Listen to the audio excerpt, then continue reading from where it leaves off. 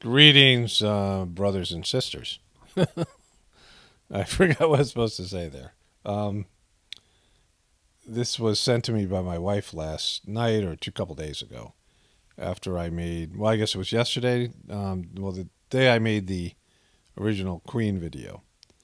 And this is from 2020 at Davos for the climate change conference. And you see here is Prince Charles, the boy who never would be king. And he's got this like fake crown above his head. Very odd, right? And you can see there are 6 strands of light in each of these, imaginary crown, whatever this crown thing is, right? So this is 666, right? He's got 666 above his head as he addresses the climate crisis, so that's very interesting. Here he is here. They also have the 666 here. Maybe that's not a crown, but I don't know what it is. But this is what he has to say.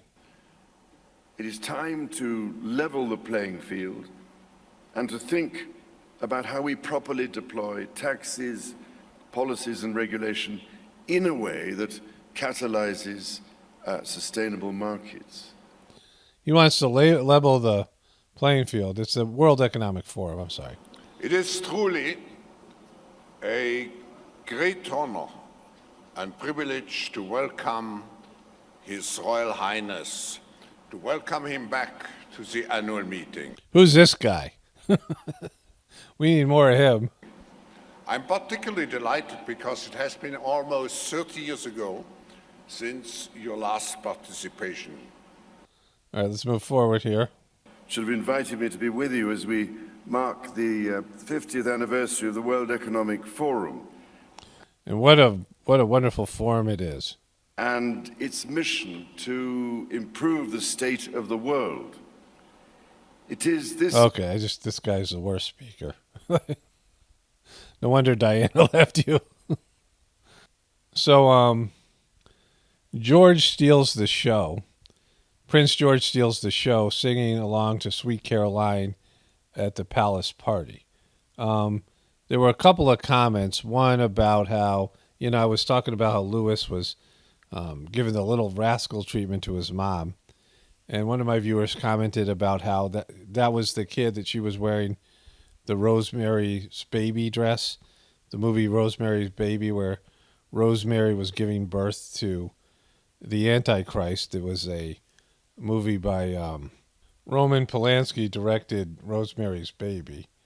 And, there was the time of the Sharon Tate murders. I mean, the movie was cursed, and she was giving birth to the Antichrist. Of course, Roman Polanski, a convicted pedo, and she, and also, was in a lot of devil-worshipping movies.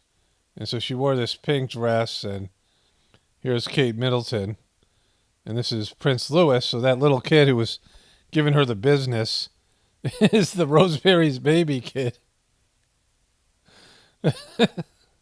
And so, there's that. There they are again. This is Mia Farrow, who used to be married to Woody Allen. It's all tied together, right?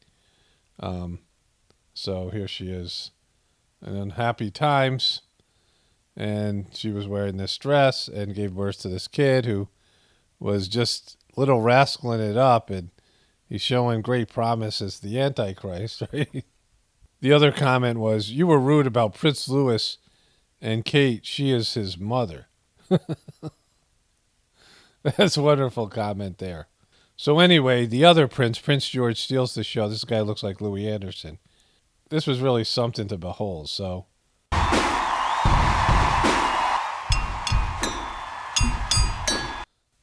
she's doing the We Will Rock You with Paddington Bear. It's just, I mean, you guys eat people, right? Like, they're trying to cute it up here. And so they're playing that. This guy's the singer for that. And here's the prince here with he's got horns going on there in the back. They got rid of the other kid because he was just... Woo!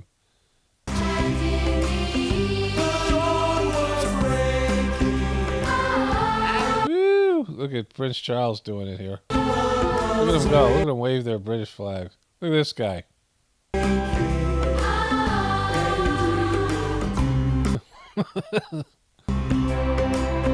those flags. Okay, so Sweet Caroline, I did a number of videos about this in Neil Diamond.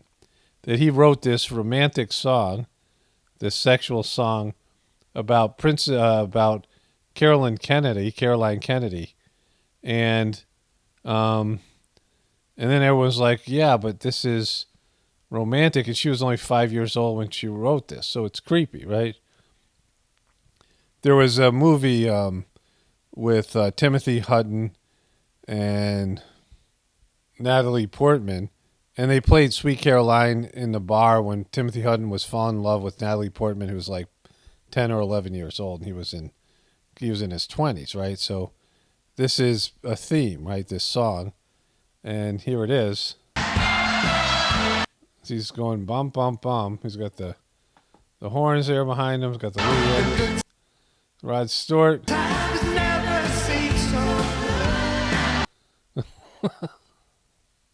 Wow, they know how to party, right? that was the Royal Shindig. Okay, so let's move on to Hunter Biden. Pack and heat. Nude Hunter Biden cavorts with hooker, illegal gun, and latest mess for the president. So he's naked. He's holding a gun that apparently is illegal, a handgun, and he's naked in the pictures. You can go find it for yourself if you're interested. And there's a hooker, right? So callous Joe Biden refuses to provide security for Hunter's mini-me love child, Navy. So the child's name, Navy, despite being made aware his 3-year-old granddaughter her mom, Luden Roberts, were threatened by angry cage fighter X. So apparently Luden Roberts dated a cage fighter who threatened Hunter Biden's crack stripper baby, right? And a close friend of Hunter Biden's baby mama, Luden Roberts, tells Daily Mail that Joe Biden refused perfection. Roberts called the cops, claiming ex-cage fighter fiance Princeton Foster bombarded her with threats. She claims he punched a dent in her car, slashed wires to her security cameras, and made frightening comments. President Biden was made aware of Roberts' ordeal and alleged threat to his granddaughter. The president frequently talks about his love and pride for his grandchildren, but if he really cared, he would have done something for this girl named Navy Joan. And so there's some pictures. Oh, there's the kid there. Kind of feel bad about calling her a crack baby, a stripper crack baby. And to my defense, I said it's not about the kid. She's this stripper named Dallas from Arkansas who lives in Arkansas again, and she's dated a cage fighter, and now she's living off of Hunter Biden's foreign deals with this, when he was on crack, and he banged her, and he didn't even remember, and then he got a paternity suit. There's the kid there, and there's the other child. He also had a little boy, I guess, when a year after he had the girl there. So that's Hunter J. Biden. Here's the mom here with Hunter. There she is with the kid. There they are together, and he knows how to pick them. And so that's Hunter J. Biden. So one of my viewers sent me this. There's this other picture here. Here it is. I think it's this one. And Madam Expiration Date. There are no grown-ups sitting at this table. Yeah, well, that's for sure, right? She's not a grown-up. She's, Madam Expiration Date. She's frozen in time and retaining her emotional status when she was a teenager, an 18-year-old, a 20-year-old, or 25-year-old. And that's her giving you the finger with a horseshoe. That's her sucking her thumb. That's her smoking a crayon. That's her doing that. And these are all Photoshop. That's her doing this and this and the rest of it. Well, there's one more one. There she is walking in. And all these things have been doctored to make her look like she's not 60-something. Disney Paris employee ruins marriage proposal by snatching ring from man on bended knee. It looks kind of fake. My wife and I were talking about this, but show it to you anyway. So this is Disney Paris. Woo! And he's asking this guy just comes up with his Mickey Mouse ears and snatches the ring and says, come over here.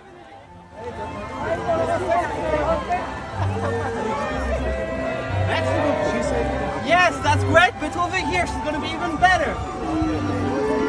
Boo. Boo. I didn't even know there was a Disney Paris. Okay, so one of my viewers sent me this. This is a little bit of joy here. I can't show you all of it because it's, be copyrighted. But it starts off with, what's up with your legs? What's up with your legs? Nothing. They're fine. Your child is different. Some kids are very intelligent, some kids are normal, and some are below normal, like your Lal. Run, Lal, run! Some people don't believe, but miracles do happen. Look at him run. He's really fast. It reminds me of something. I don't know what it is. It's right there at the tip of my mind. This is something very similar. We've seen this before. Look at him go. My mama used to say, life is like a gulpa gappa.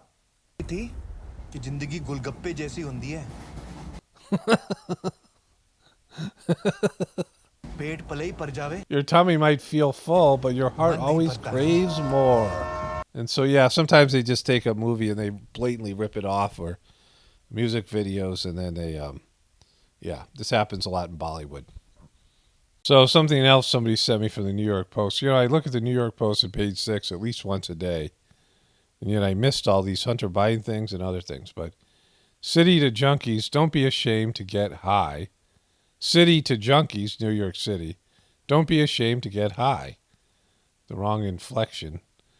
They have no shame. The city health department is urging junkies not to feel embarrassed that they get high off of fentanyl, and even offering a step-by-step tutorial on how to use one of the deadliest and most addictive drugs on the planet.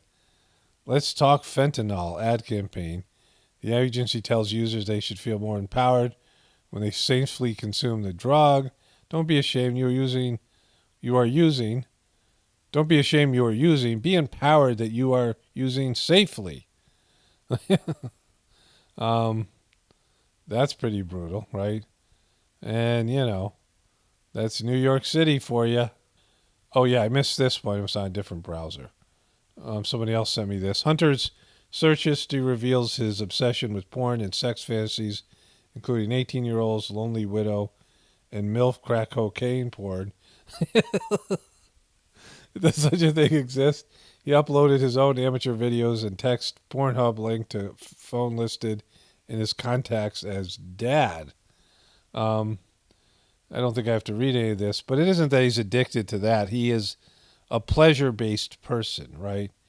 He's a person that is obsessed with self-gratification, which means drugs, it means sex, it means any of these things, right? And people have this sort of tendency. One of the great teachings of Master Chargy, I can't look at this guy, but one of the great teachings of Master Chargy was that pain sort of binds your personality together, that you need stress, you need problems, and your psychological makeup is bound together because you have to overcome things and work at those. But if you have too much pleasure, you just go crazy. It's like there's nothing holding your psychological, your psychological makeup, your psyche together, and it just becomes diffuse. And you see that with people who get into these pleasure-based, addictive type of behaviors, and they can't, they can't shed them, and then they just get, they go the other direction where pleasure becomes pain because, they've just had too much of it, right? There's a price for overindulgence. Like everything is supposed to be balanced out. And another thing that Master Chargy said, specifically when he came to America, I think every time he came to America, he said at least once, If you're going to have pleasure, you're going to have pain, right? Pleasure and pain go together. He talked about the two sides of the coin, right? And if you have one thing, you have to have the other thing that goes with it. Everything exists with some sort of a pair except for love. Love is like the only all-containing condition. But if you're going to be happy, you're going to be sad, right? It's just like everything has its opposite. And so if you're going to seek pleasure like we do here in America, then you have to take the pain that goes along with it. You can't have perpetual pleasure or perpetual happiness. In fact, without its opposite, then you don't feel it. If something is a constant, then it doesn't feel pleasurable, right? It doesn't feel painful. If you live in pain all the time, you get used to it. If you have pleasure all the time, then it doesn't feel like pleasure anymore. It just feels like normal. And so anything that if you want to be happy, then you have to have some reference point, some painful reference point, some unhappiness that you can measure your condition of happiness by, right? And Hunter Biden is one of those like beastly people that can't get enough gratification. They don't feel good. They don't feel, their normal state, their normal condition is unbearable. Whatever he's running away from, whatever he doesn't want to think about or feel in his internal system, he needs to distract himself. I mean, this is why people can't meditate, because they're so used to distracting themselves from things that they're suppressing, things in their internal world. There are people who they just have something that they don't want to face up to, something that exists inside of them, memories, trauma, pain, whatever it might be, and mistakes they've made, regret, and they just have packed all this stuff away. They don't deal with it. And so they have to put layers of distraction on top of it. There are people who can't be quiet. Like you'll be riding in a car with somebody. It could be a long trip, whatever. Let's say it's a 2-day trip, and they will talk every second. They don't have any moments where they're just sitting back and reflecting and getting into a meditative state, right? There's something lurking inside of them that scares them, and they can't, be quiet. They can't have peace. They have to constantly have something that's, taking their attention away from what they're running away from in their internal world. And that's why you have this, problem with the internet, where you have kids growing up with overstimulation and they get bored, right? It's the law of diminishing return on a gratification level. Like the law of diminishing return is an economic law, but you have it also in terms of happiness. Or, let's say you eat something that's really great, like you go and you go to, I don't know, get a popsicle or something, ice cream cone, and it's really great. So you're like, oh, I'm going to get another one. That made me feel really good. And the second one isn't nearly as good. The third one makes you sick, right? It's why they have gateway drugs, and you have like gateway, whatever it might be. It could be like gateway porn. You start off with something that's mild, and it has a big effect, right? Drugs, whatever it might be, something pleasurable. But then it gets boring. It's no longer new, so you need to push the envelope. You got to raise the risk value. You got to raise the intensity level. I mean, these generations have grown up with this stimulation, constant stimulation. Like think about how much they're looking at screens and getting, little doses of stimulation, whatever it might be, and they can't wait. They don't have any patience for delayed gratification, and they grow up with this entitlement and these personalities where they can't wait for anything, and they're so impulsive, and they don't know that you can just not have something for a while, right? Once you think about having something, they think they need to have it immediately, and they can't deal with a little bit of monotony, a little bit of repetition, a little bit of boredom, right? And it's a real tragedy. There's a movie that came out years ago. I think it's called Men, Women, and Children. I'd never watched the movie again because it was really sucky. It was one of those truthful but sucky movies. It was about internet gratification on different levels, and it was years ago. It was in 2014, so what is that, 8 years ago, almost 10 years ago. And, the internet has gotten more powerful and people are more addicted to it, especially after COVID. This probably, you can trace it back to this idea of life, liberty, and the pursuit of happiness. What that means is life, freedom, and the pursuit of indulgence and pleasure, right? And so you have all this freedom in America, which is the freedom to indulge, the freedom to be pleasured, to have gratification. And, it's not working out so well. Like, it's not, there's a complete imbalance here. And Hunter Biden is one of those people that's just the, poster child for this. And they won't cover him. The media won't cover him, right? The media won't cover this abomination. And he's the president's son. But one of the good things about meditation, the heartfulness meditation specifically because of the cleaning aspect in it, is that when you look inside, you close your eyes and you can look inside and whatever's there is there, right? If you have tragedy, if you have pain, it's there and you get used to dealing with it. And, it slows you down. I mean, some of my meditations are restless. Every once in a while you get a really bad restless one. You're irritated or whatever it might be, but by the end of it, you feel better, right? It's like you process things in your internal world. It's something you do during sleep, but the meditation it's like you're digesting your experience, right? And so at some point, because of the cleaning process and the transmission, your inner world gets divinized, and then you can just sit there, right? You can have thoughtless moments, and you don't need to distract yourself constantly. You don't have to have constant experience, right? You can just be peaceful, right? You can just be relaxed and peaceful, and you don't have to have, something on, something, distracted you, something. And there's people who turn the TV on in the morning and they don't shut it off till the end of the day, or it's a computer now. It's like getting worse. And they're on screens constantly, right? They're in conversations, they're pulling out their phone, looking at it like they're, they can't even be in real life anymore. They're completely distracted by being absorbed in the cyber world. And, that's making people like horrible people and dysfunctional people that can't, do the hard work and do the, tasks that's necessary. I mean, you have all these video game addicts and internet addicts, and they can't do things in the real world that are tedious. And, of course, that's a real problem because, life without this system is growing food and just doing the same work day in and day out, gathering water and gathering wood for a fire. I mean, you go back to the Aboriginal people, it's, very monotonous days. I mean, you're connected to nature, so it feels great and different, but you're doing the same things over and over again just to survive. But anyways, Hunter Biden's only spirituality will save this world. It's Paramount, definitely pointing for the apocalypse and the ascension. Everyone have a blessed day and be grateful.